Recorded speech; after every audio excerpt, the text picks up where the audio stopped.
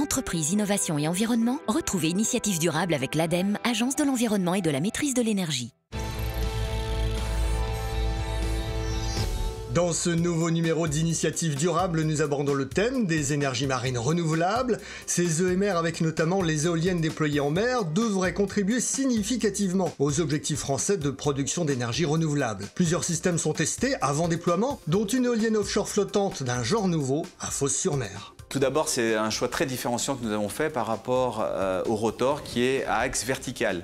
Et pourquoi cet axe vertical? C'est pour profiter du vent dans toutes ces directions. Mais on a aussi fait des choix qui sont liés à l'optimisation du flotteur en acceptant des mouvements de la mer et du tangage pour optimiser la taille du flotteur. Cette éolienne qui peut s'installer dans des eaux profondes, loin des côtes, a une autre qualité, son acceptabilité. Comme notre éolienne est flottante, on peut l'installer là où on veut.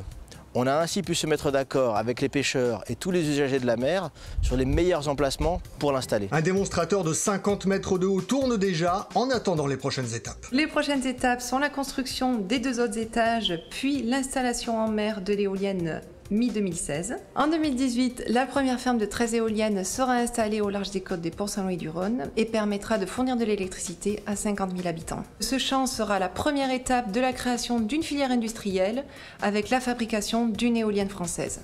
Après la Méditerranée, direction l'ouest de la France, pour notre prochain rendez-vous, nous découvrirons un autre projet d'éolienne flottante. Entreprise, innovation et environnement, retrouvez Initiative Durable avec l'ADEME, Agence de l'environnement et de la maîtrise de l'énergie.